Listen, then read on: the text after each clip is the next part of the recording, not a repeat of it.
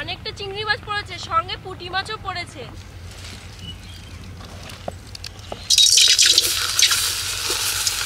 এই দেখুন কত সুন্দর শুকনো শুকনো হয়েছে।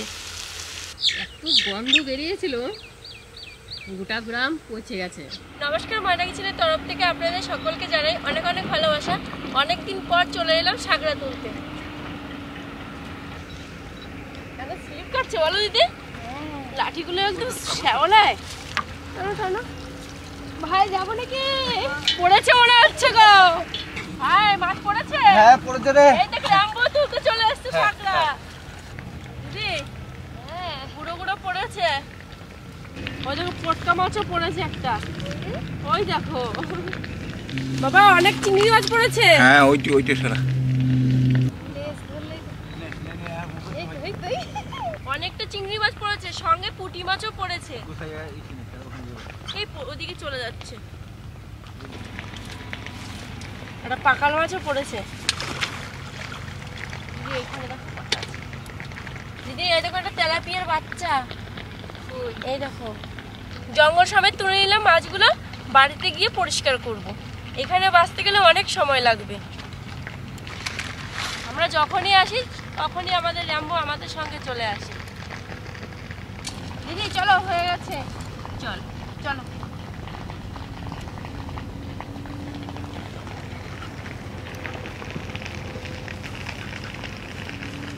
নদীর থেকে এসেই বসে পড়েছি মাছ পরিষ্কার করতে। বেছে নিই, তারপর আপনাদের দেখাচ্ছি কতগুলো মাছ পেয়েছি সাগরাতে।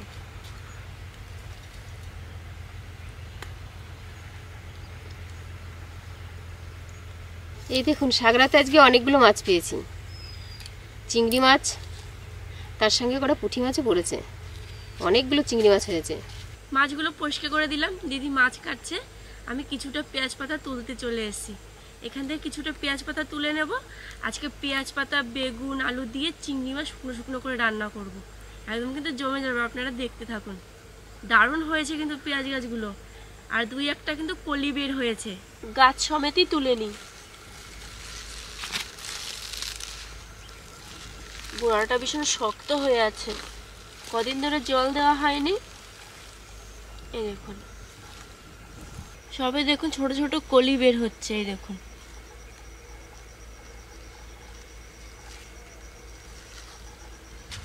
দুটো পেঁয়াজ গাছ তুলে নিলাম, এই দুটোতেই হয়ে যাবে।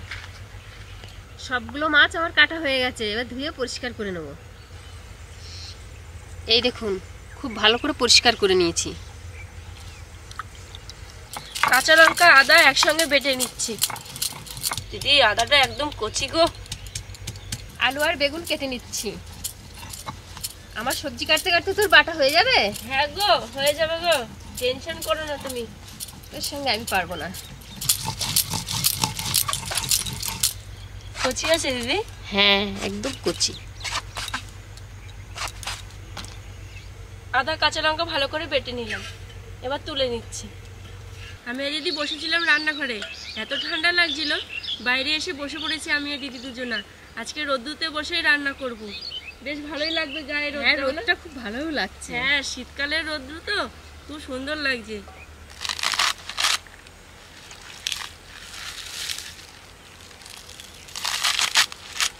বেগুন আলুটা ভালো করে ধুয়ে নিলাম। এবার এর মধ্যে কিছু মশলা মেখে রান্নাটা শুরু করি। দিয়ে দিচ্ছি পেঁয়াজ কুচি, আদা কাঁচা লঙ্কা বাটা, ধনে পাতা কুচি, ছোট ছোট করে কেটে রাখা পেঁয়াজ পাতা, হলুদ গুঁড়ো, ধনের গুঁড়ো, জিরের গুঁড়ো, তেজপাতা, লবণ। এবার মাছগুলো দিয়ে দিচ্ছি। এবার দিচ্ছি শুকনো লঙ্কার গুঁড়ো, সবার শেষে দিচ্ছি কাঁচা সরষের তেল। দিদি মশলা দেওয়া হয়ে গেছে, ভালো করে মেখে নাও। হ্যাঁ আমি উনুনটা ভালো করে ধরিয়ে নিই। একদম সবগুলো মেখে দেবো? হ্যাঁ হ্যাঁ সমস্ত একদম ভালো করে মেখে দেবা।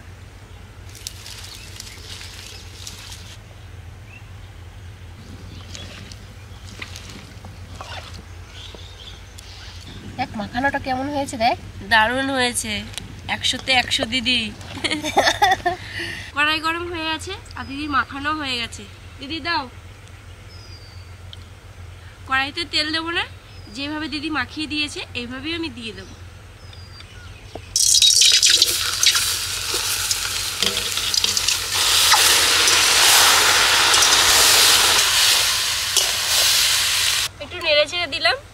ঢাকা দিয়ে দিচ্ছি।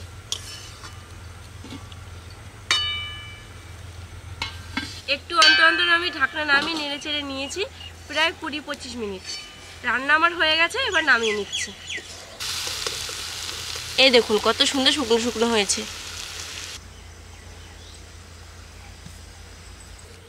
এত খিদে পেয়েছে, আমরা দুজনে বসে পড়েছি খেতে। এই দেখো পুঁটি মাছ একটা, খেয়ে নে।